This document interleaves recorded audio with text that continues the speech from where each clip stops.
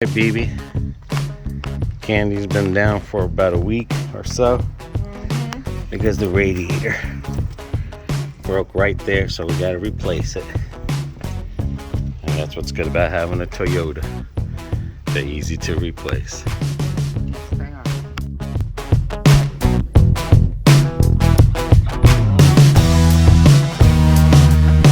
Anyway, there's two hoses for the transmission line down there.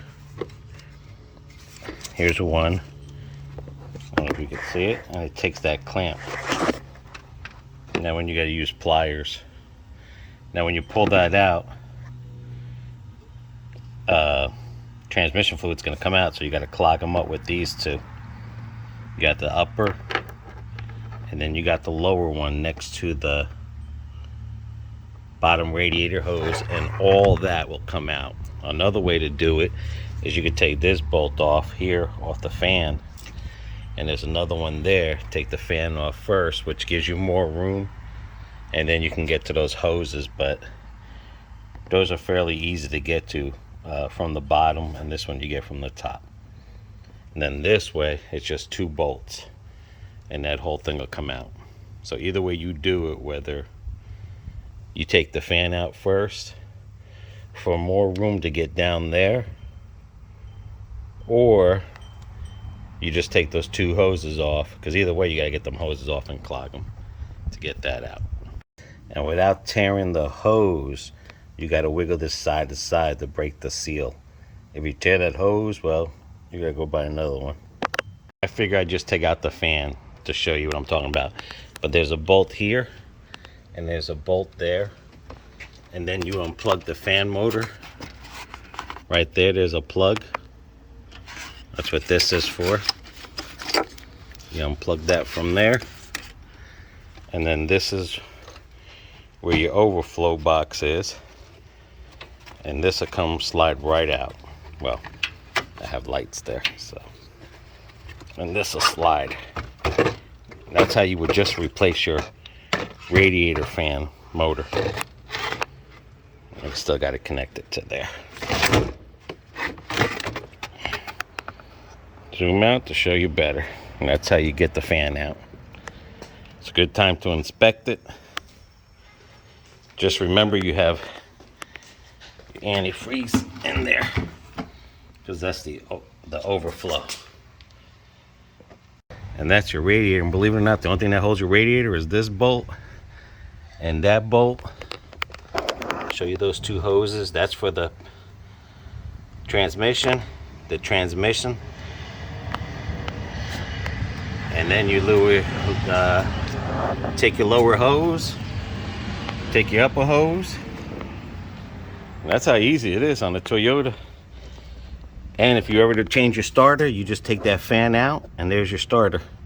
Two bolts, one on the inside and one over here. That's why I love Toyotas. They're easy to work on. I have these caps here, and what you do is when you take that out, you just put that over there, so the oil that's inside this radiator doesn't come out on your floor. If you don't care, well, you just pull it out. Now you can see I used a bolt there, and that keeps that from leaking. The only reason it's leaking now is because I pushed it in, because you don't want that as less as transmission fluid to run out. And I'm going to do the same thing on the bottom there. This one doesn't leak. That bottom one will. But if when you lay this sideward, it will leak up there, and I said you put a cap there. The bottom one, you could see I just found a long big rod, and I just put it in there. Nothing's leaking out, so I got lucky.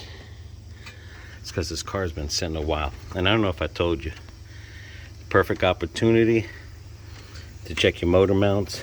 I was thinking about replacing it, but they look all right. Because you replace one, you got to replace them all. Check out your wires. I'm going to put some wire loom on with that. And anything else down here. You can see if your pans are leaking, but that's from antifreeze. Another thing, you can drain the antifreeze from the plug, but in this situation, I'm just gonna drain it from there, from the bottom hose, because either way, this is coming out. Only time you drain that there is if you're just doing a radiator flush. But like I said, this broke literally right there. I gotta make sure there's no pieces in that. Make sure there's no pieces in there, because that'll mess up your motor if it gets in the block. And that's what happened. This has been on here since 2003, and that was my fault. When I did the hoses, I should inspect this better and just replace the radiator. Alright, now I got everything done here. And like I said, it's probably easier for a lot of people to pull that fan out. I had everything off anyway, but it's more room this way. It doesn't take a guy to do this. Anyone can do this, a female. That's why I love Toyotas. They're easy to work on. It was just 2 bolts, plug, and then if I had that fan out, then it was just those 2 hoses. Remove the hose, and then these 2 bolts. And this is a single fan, what they call a single channel, because it's only 1 channel. Double channel will be like that fat, but this is a 1 channel radiator. Match it up to the other one, and that's it. All right, and that's what I was trying to tell you. This is, I already pulled the other one off. Loosen that up.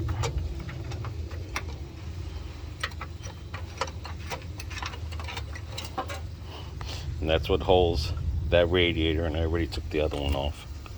I just put it right there. Just whatever you do, make sure you put stuff so you know you can get to it. And that radiator is ready to get lift as soon as I remove that bottom hose. As BB would say, without further ado, that's it. That's your radiator coming out with 1 hand. And underneath the radiator, or this side stood in there, is these little whatchamacallits. Make sure those rubber bushings come off and check them out, because that's what holds your radiator, keeps it from vibrating. That's your air condenser. Remember, put those in there because you don't want no water or anything in that oil line at all. That's it, dude. That's how easy. Or Toyota, and we're gonna go match it up. I'm gonna get ready to put it back in. Hose this all down. So, because what's happened is you're gonna get that radiator smell, and you don't want that, because then you'll think your radiator isn't fixed. All right, the most important before you put this sucker back is you make sure everything is the same. Got that.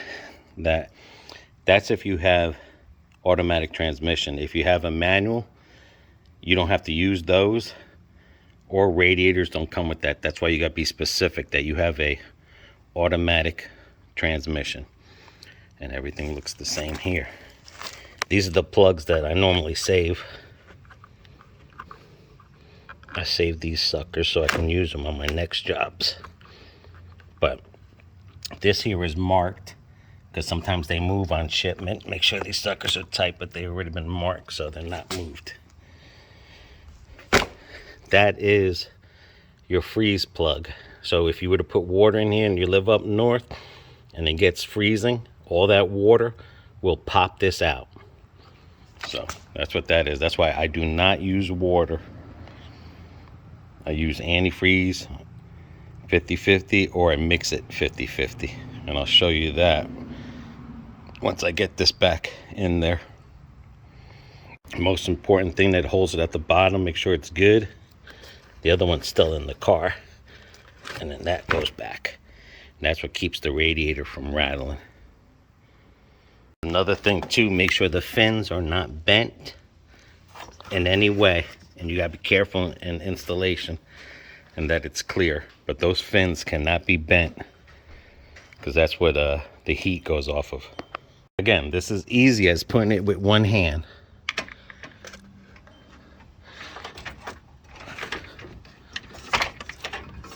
That's it. That's the radiators in there. Like I said, it has nothing to do with being a guy.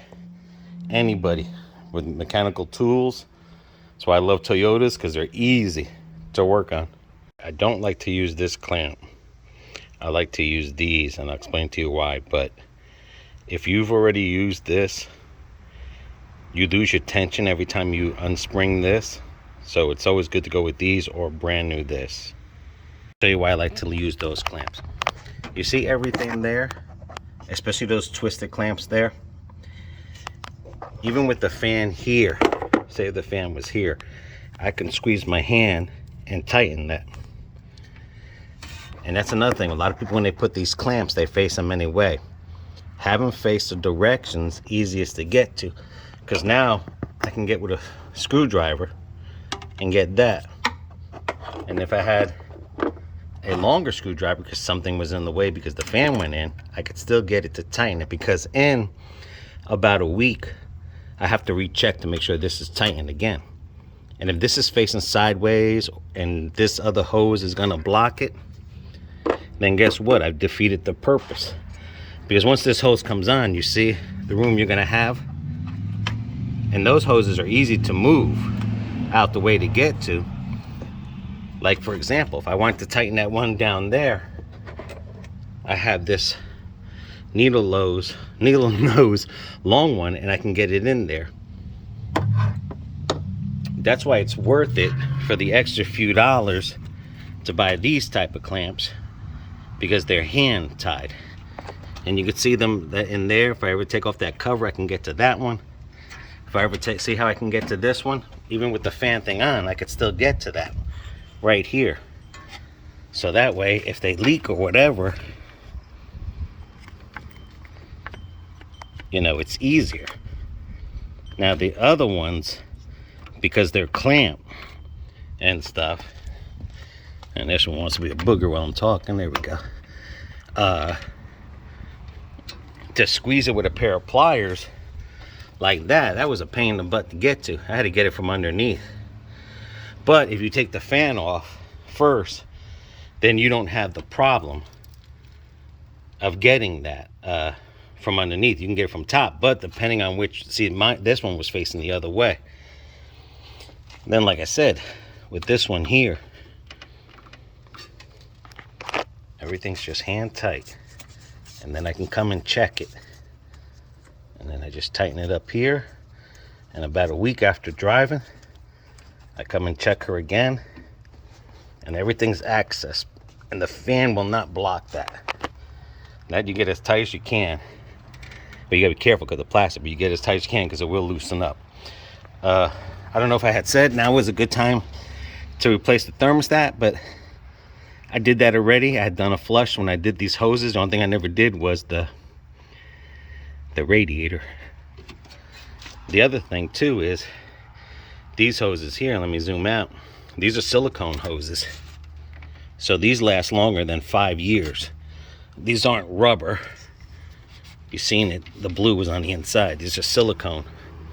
A little bit more money. Sometimes you can find them real cheap on Amazon.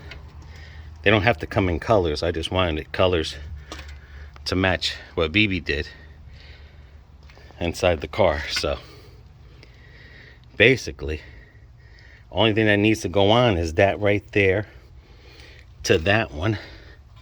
And then I put the fan on and I'm done. And I just make sure everything's tight. That's all. And I know you're gonna say, well, you just told us not to use that. Okay, this is a different one. This is a, see the black rubber on it? This is a hand pincher one. So you can pinch it with your hand. It's on the top. I have it facing up, easy to get to. Now if that leaks, which I doubt it will, because that's a new one. I had that lying around. I didn't have no more of the other one. Then I'll replace it. But, you know, it's not good to use the old one because sometimes you can wind up with unspringing them. The tension will just get loose again. All right, I put some anti-seize on it so it doesn't rust. That's for the fan. Use dielectric grease or grease bulb for your plugs. Put that on there. I use that for all my headlights and everything every time I replace a bulb. Or when I take a plug off and plug it back in, that keeps any water or moisture in there from rotting out the socket. I put some wire loom because this wire was exposed. The protectant came off of it. They sell this anywhere. Oops, I fell down. They sell this anywhere. It's called wire loom. And I did that. That one's okay. Because what happens is the heat from here will dry up these wires and crack them. This protects them. And a lot of Fords, I can't remember what car it was where they had the wires up here. Yeah, they were dry rotting from the heat. I can't remember the name of the Ford, but the other one looks okay. It's still on there. And there, you see how I show you? I can get to my pinch. I can get to my screwdriver down there. And I can get to my twisty thing. All right, now only thing left right now, guys, is to fill it up with radiator fluid. I'll show you how I do that. Another good thing is to check your cap out, because I mean that's just a cover for it, but this cap is new, so I don't have nothing to worry about that. The reason why you have to check your cap out and all your clamps is because that cap, somewhere 8 pounds, 12, 13. This radiator is underneath that pound of pressure, whatever your car calls for. If this is leaking, or any cracks are leaking, and it's been running for a year or more, what's going to happen is one day you're going to put a new cap on, and it's going to find the weakest spot in your radiator system, and it's going to blow it out, whether it's a hose, the radiator, your water pump. These things have to be underneath that pressure. So that's why it's important to check that cap. And I'll tell you how we figured out where the leak was coming from when I go get the antifreeze and we fill this up, and then I'll tell you about that. Another thing, when you put your radiator fan, you have these clips on the bottom. I'll show you, but make sure you save everything off this old one. I took out the square bolts in there. I took that out because you never know. But your radiator has 2 hooks for this fan, and you can see it down there, the second one. Make sure that one down there clips over it, and then this is steady. That's going to have slight, but that's how it's supposed to be. That's a steady radiator. All right, guys, there's 2 types. You could buy this 50-50, means it's already pre-mixed, or what I do is buy the concentrated, because this makes 2 of these 1 gallon. If you don't have distilled water, BB makes it anyway. If you don't have distilled water, you can use tap water, but it's best to use distilled. Yes. I'll do right there. And this is what I was telling you about, the water wetter. I put this in all the vehicles. What this does is it brings it down to 20%, and you'll see it on the needle. And it has lubricants in it. This is safe to use if you live in a cold place. Even if you live up north, you can use this one. You got to be careful, because they do make one for tow trucks. You don't want to use that one. No. Well, no, because that brings it down more. Yeah. And it's good in Florida to use this, because when it's hot out, you got your air conditioning running and everything. This, and then like I said, it lubricates your thermostat and your water pump. So you get yourself a clean thing. Make sure it's clean, no dirt, no nothing in it.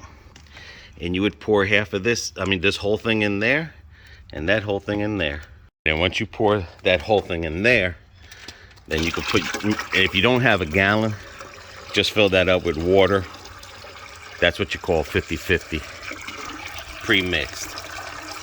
And then what you would do there is you would just stir it with your hand, clean your hand off when you're done. And that makes 2 of these. So it's always good to have an empty one. But this car here, some of these can take 2 or 3. Now, even though the price on that concentrated one is high, but remember, you're getting 2 for the price of 1. Yeah.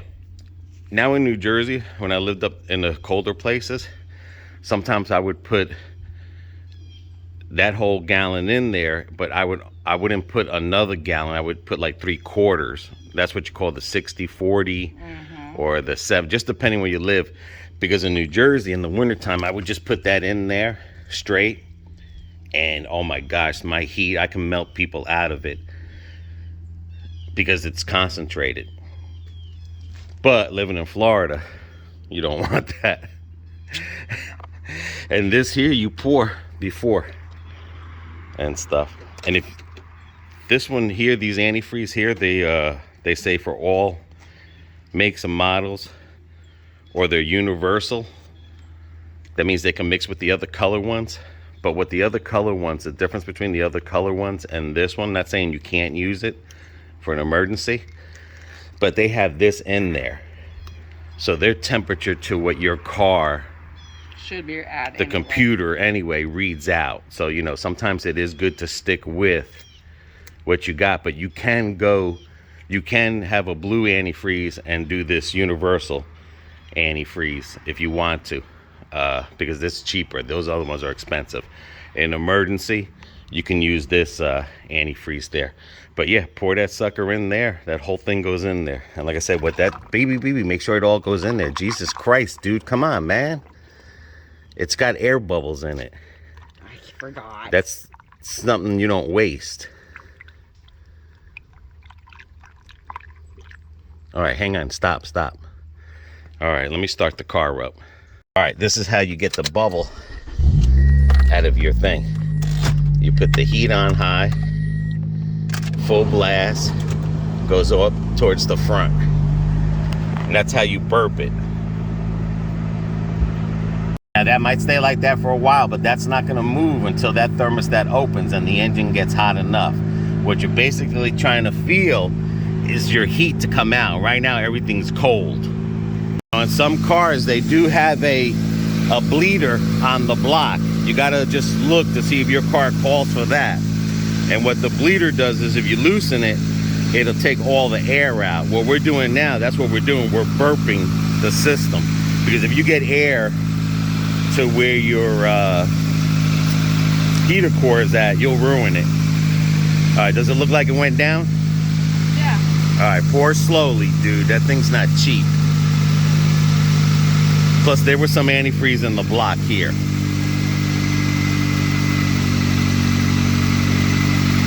Alright, there you go. Alrighty, now let me fill this back up with that. I was talking about, you see, that's another gallon left over to make two. Alright, you can start pouring it in there. But you got to be careful. You see the bubbles coming up. And like I said, anyone, and that's why I love Toyotas, because BB could have changed this. Of course, I've changed my share of radiators. no, you've worked on your car. You've worked on cars in the past. But I'm saying what I love about a Toyota is that they're easy. And how we found, be careful with your hand. How we found out how we had a leak here is BB smelled antifreeze. Anytime you're driving and you smell antifreeze coming from your car, okay, that means you have a leak somewhere, whether it's the cap, the hose, the water pump. And I explained it before, that cap keeps it under pressure.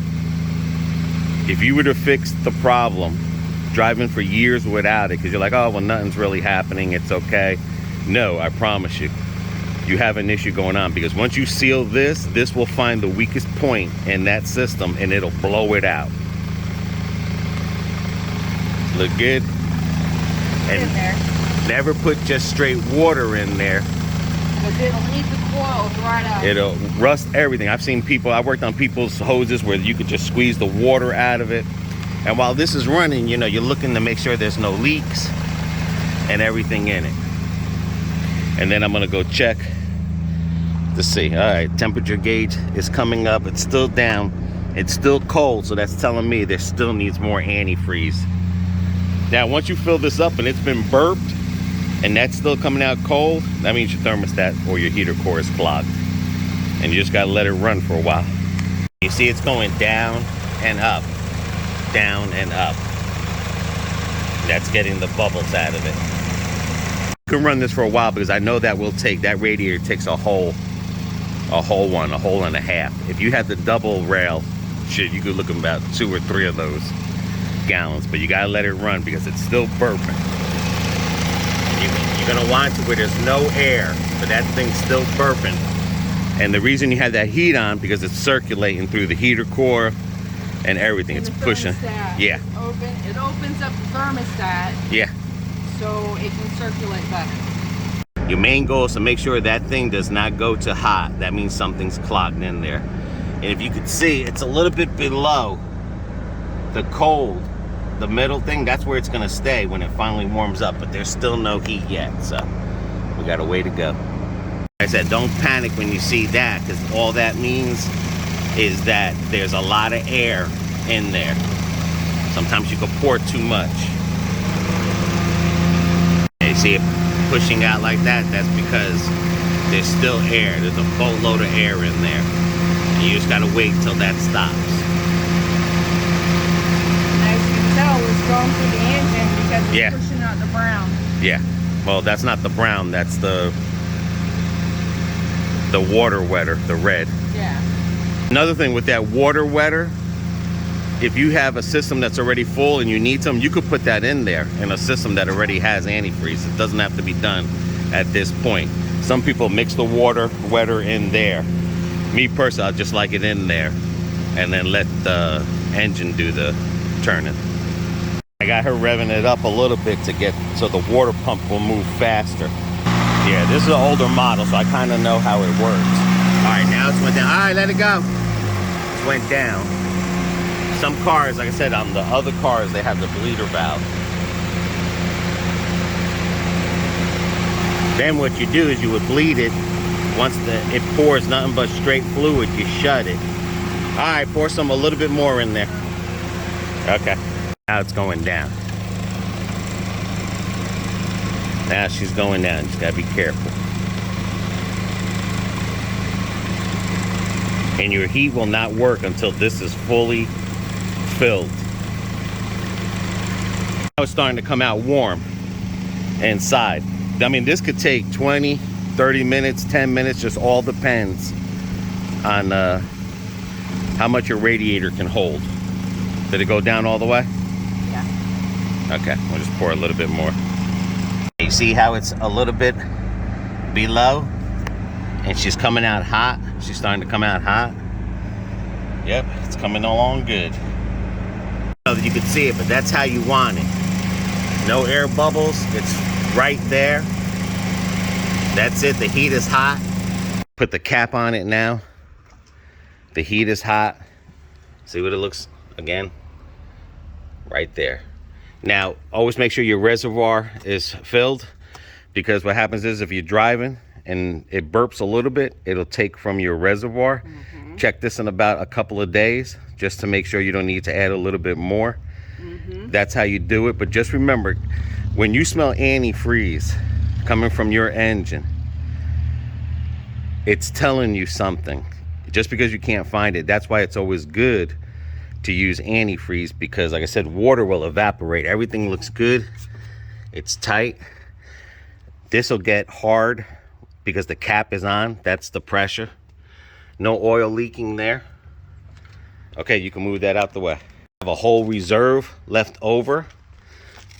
This is almost finished because I still had some in the block. Now I keep that as my extra antifreeze when we travel for either vehicle. More things, you'd make sure you check your transmission fluid to see if it needs any. That you check while it's running. You put it in gears and you plop it up. I'm not going to check it now because the engine's wet and I don't want no water in there. Yeah, you always check that with the car running for at least a good 5 minutes. Yeah, go through all the gears first, then check it. And then, yeah, and then put it in neutral and then check it. Good tip. Wash all this down with a hose, because you're going to smell antifreeze for a couple days until this antifreeze burns off. This just helps it out to get it out, the smell. Wash your hands good and then clean your bucket out good. That way you can use this bucket for something else.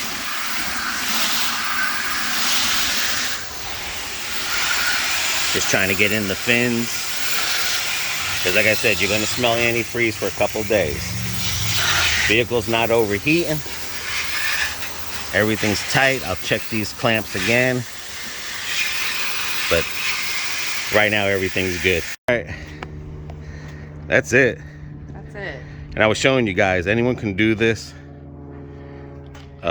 Even I could have done it. Yeah. Because I've done it many and many times on different.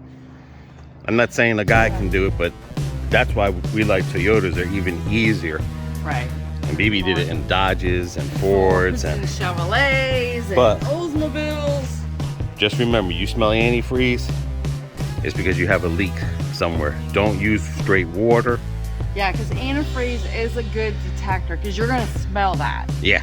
So like even if you get home and you bring in the car or the car set and you smell it because it has a distinctive odor. And if you're always pouring antifreeze into your thing, it's because you got a problem. It's filling it up. That thing should never be filled. It could be as simple as a weak hose. Yeah. And or a thermostat or a water pump. But you can always look Or a heater underneath- core. Or a heater core. You'll smell that inside coming through your vents. You definitely will. Make you Yeah. sick. But always check your fluids. That's another telltale sign, especially in the summer. Water evaporates, and people don't realize that. It's worth the extra money to get the antifreeze, and it's protecting your investment, which is your car. Yep. And like he said, do the 50-50 that's already made, or buy the concentrate and Make your own. And make your own. But I do say that the distilled water is the best. You can go to Walmart, go to Publix, anywhere, get a gallon of distilled water for no more than $1.20 a gallon. It's better than it eating up your core and the inside of your thermostats. And some cars today have 2 thermostats. Mm-hmm. Let me tell you what, when you've got to deal with tearing an engine down to get to that thermostat, it's a pain in the boutoir. And the other thing too is keep these things away from animals, because that'll kill them if the dog or pets lick them. Pets, cats, keep them away from the antifreeze, the bucket that and if it spills, put hose and just make sure that, because that'll get them and stuff. Every time. All right, that's another maintenance tip to our next adventure. See y'all. Bye bye.